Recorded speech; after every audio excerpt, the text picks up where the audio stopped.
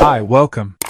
Enjoy the content, subscribe, and turn on notifications. In Limestone, Ohio, a small and quiet town, Marcos and Samantha live the kind of life many would consider ideal. Located in a peaceful, tree-lined neighborhood with simple but cozy homes, Limestone gives off a sense of stability. It's a place where people know each other and families seem to live in harmony. From the outside, Marcos and Samantha represent the definition of perfection. They're an ordinary couple with a well-established routine, no major surprises or complications. Marcos, 38, works as a renewable energy consultant. He has a solid career and is highly respected in his field, helping local businesses and projects adopt sustainable solutions. His job requires dedication and often keeps him busy for long hours, but he always tries to balance his professional life with time spent with his family. He's proud of what he's accomplished, but deep down, he feels the weight of responsibility and the constant demands his profession places on him. Still, the community sees him as the perfect husband, always committed, focused on his family and his work. Samantha, 36, is an interior designer. She runs her own successful business, creating custom spaces for local homes and businesses. Her work demands a lot of attention, and she often spends long hours planning and overseeing projects. While she loves her profession, something inside her feels missing. Unlike Marcos, who feels fulfilled by his work, Samantha starts questioning whether her career truly satisfies her. She's proud of what she's built, but she can't ignore the feeling of being stuck, trapped in a cycle of repetition. To those around her, though, she appears to be a successful woman who has everything under control. They have a 6-year-old daughter, Emily, who is the center of their lives. Emily is a sweet, energetic, and curious child. She's a constant source of joy for Marcos and Samantha, and her presence brings balance to their home. Emily loves playing in the backyard, building sandcastles, and exploring the world around her. The house is always filled with laughter and play, and Marcos and Samantha dedicate as much time as possible to her. To them, Emily is the bond that holds the family together and is undoubtedly the reason their lives feel complete. Every day revolves around Emily, getting ready for school, spending leisure time together, and of course, the moments when both parents sit down to talk with her about her day. In their free time, the couple usually takes quiet outings. Their routine doesn't involve big trips or adventures, just small escapes to the local park or dinner at a town restaurant. They enjoy each other's company and Emily's, engaging in simple, pleasant activities. On Friday nights, it's common for the family to gather on the couch, with Emily nestled between her parents, watching movies or reading books together. Despite the responsibilities they face in their jobs, Marcos and Samantha always try to keep that family connection strong and consistent. In short, Marcos, Samantha, and Emily's lives follow a clear and predictable path. They love and respect each other, their relationship is harmonious, and their routine seems satisfying. There are no major difficulties or signs that anything is wrong. Their lives are marked by simplicity and a pursuit of balance. Each day is filled with daily responsibilities, but also with moments of joy and genuine affection. Nothing seems out of place, and life appears to move forward, calm and secure. Until something begins to change. The story shifts when, during what seems like an innocent game, Emily, Marcos and Samantha's 6-year-old daughter, does something that catches Marcos's attention. While playing with her dolls, Emily acts out a scene that appears simple, but to Marcos, it triggers an uncomfortable feeling. She makes the doll representing her mother kiss the doll she calls Coach, referring to her school's soccer coach. When Marcos hears this, he doesn't fully understand the meaning of the phrase, assuming it might just be a child's playful nonsense. Yet, he can't shake the idea that something is off, that this wasn't just a product of a child's imagination. Curiosity begins to grow inside him. At first, he tries to dismiss what he heard, thinking Emily is just acting out a fantasy with her dolls, but doubt lingers, like a seed planted in his mind. In the days that follow, Marcos starts paying closer attention to Samantha's behavior. He notices small changes. She begins leaving the house more often and becomes more withdrawn. She spends more time in meetings and at work, but also seems increasingly distant emotionally. Though Marcos has no concrete reason to suspect anything, he starts feeling that something strange is going on. He observes the details, the way Samantha avoids eye contact, how she arrives home later, often claiming she stayed late at work or had social commitments. But he still isn't sure what's happening. There's no proof, just a growing sense that something isn't right. Suspicion begins to take shape when Marcos comes across something more tangible. He finds Ryan's name, the school soccer coach, in Samantha's text messages. Marcos tries to convince himself that Ryan's presence in the messages is harmless, maybe just related to Emily's school activities, but his gut won't let him rest. So he decides to investigate discreetly. Marcos starts paying closer attention to details, where Samantha goes, what she does, who she meets. Suspicion begins to take over his thoughts, and he can no longer ignore the signs. In a moment of intense unease, Marcos decides to act. His suspicion is turning into obsession, and he can't ignore the feeling that something is wrong any longer. He begins following Ryan, Emily's school soccer coach, to find out what's really going on. Marcos never imagined this would lead him to such a painful discovery. One afternoon, Marcos watches Ryan park his car in front of a local hotel. He approaches discreetly, keeping his distance but trying to make sense of what's happening. What seemed like a simple doubt quickly turns into a nightmare. Marcos sees Samantha entering the hotel alone, and the scene immediately confirms his worst fears. His stomach churns, but there's no turning back. Heart pounding, Marcos stays put, trying to process what's unfolding. He knows the only way to get answers is to keep watching. Soon after, Ryan also enters the hotel, meets Samantha, and warmly embraces her. Seeing this, Marcos is stunned, his mind racing at full speed. Now the confirmation is right in front of his eyes. The feeling of betrayal is overwhelming. Marcos knows he can't wait any longer. He can't let the emptiness of doubt continue. With anger and pain taking over, he decides to confront them immediately. He walks into the hotel, determined to face Samantha and Ryan, and the truth he dreads uncovering. Marcos can't hold back.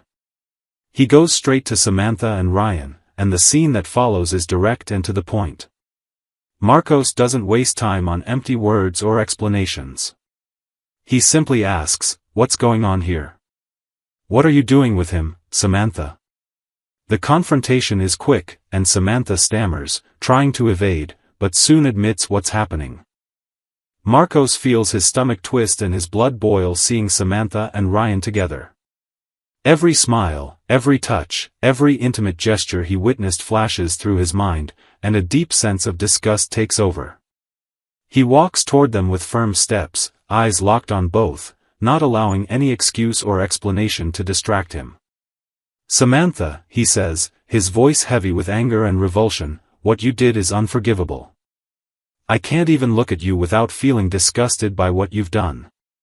He feels each word cut through her, seeing the shock and fear in her eyes.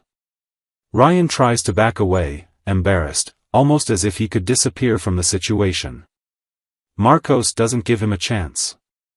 "Stop right there," he commands firmly. "What's yours is already taken care of.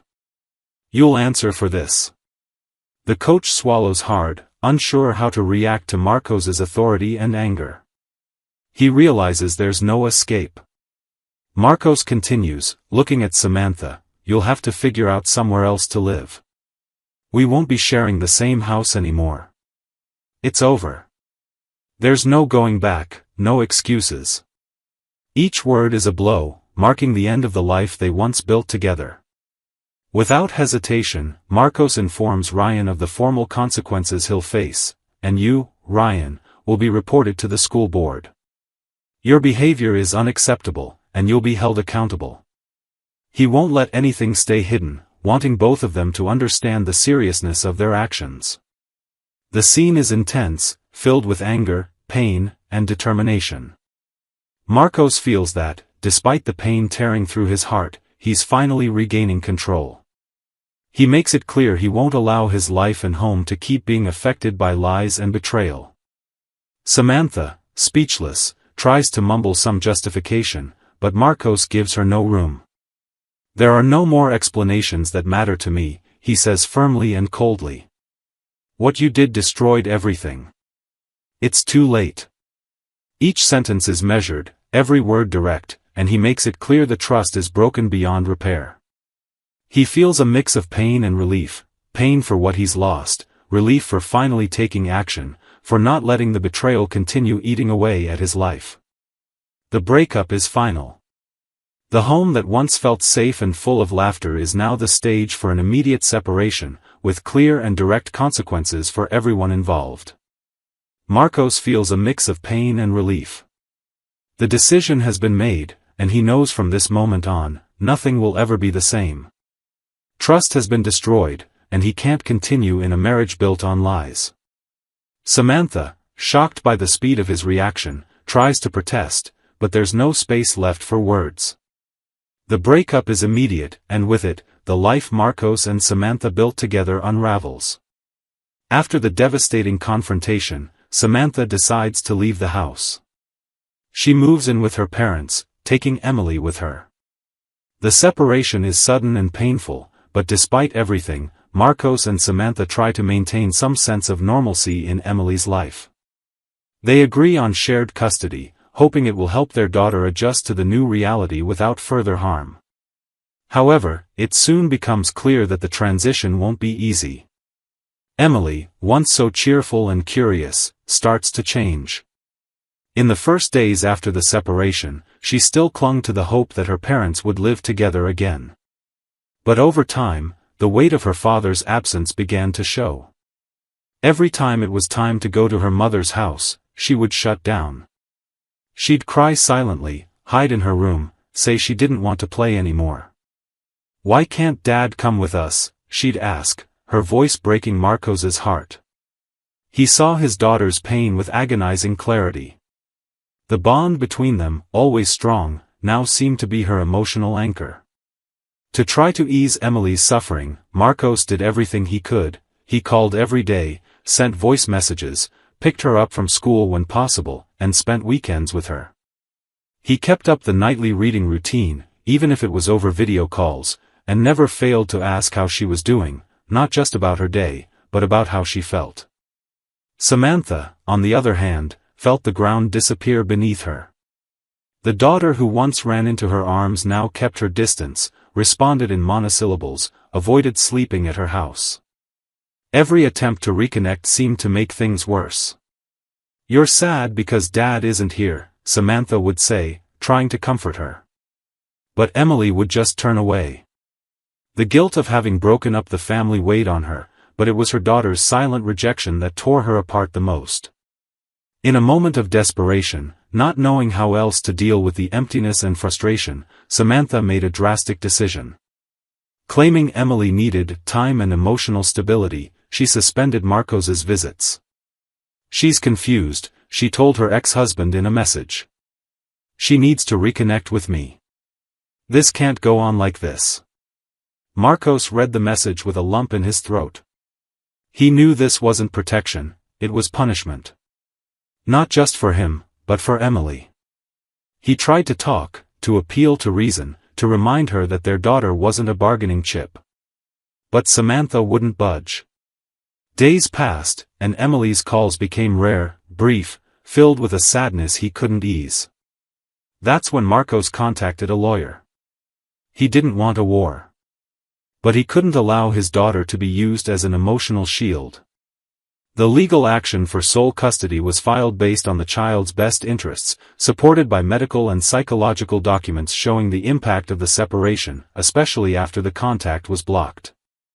Messages between Samantha and Ryan were presented, proving the relationship began before the separation, reinforcing the context of family instability. But the core of the case wasn't the betrayal, it was the interference in the emotional bond between father and daughter. During the trial, Samantha tried to defend herself.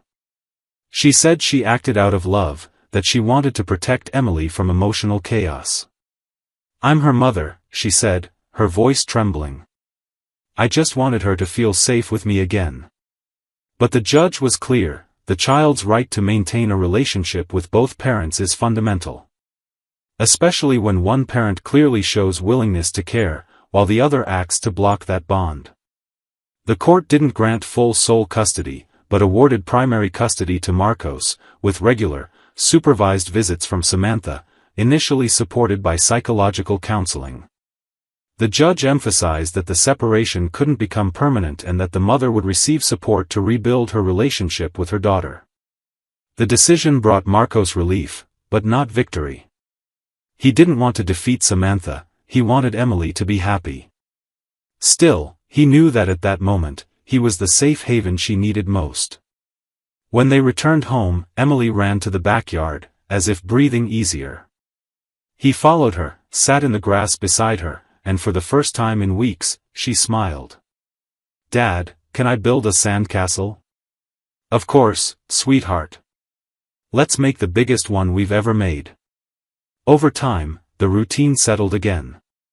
Marcos took Emily to school, helped with homework, and they watched movies together on Friday nights. Laughter returned to the house, but now carried a different tone, more mature, more aware. Samantha's absence was felt, not as a physical void, but as an emotional scar that would take time to heal. Samantha, meanwhile, moved to another city. Limestone was filled with memories that wouldn't let her breathe. Ryan was fired from his coaching position just weeks after the scandal broke. The school board deemed his relationship with Samantha a serious ethical violation, especially given his direct contact with children. Though no crime was committed, the loss of trust was irreversible. Parents protested, colleagues distanced themselves, and he became an unwelcome figure in Limestone. Without references, he tried to start over in nearby towns, but his name always caught up with him, and he eventually ended up working as a rideshare driver, avoiding eye contact and questions. He didn't face legal charges, but he carried the weight of social rejection.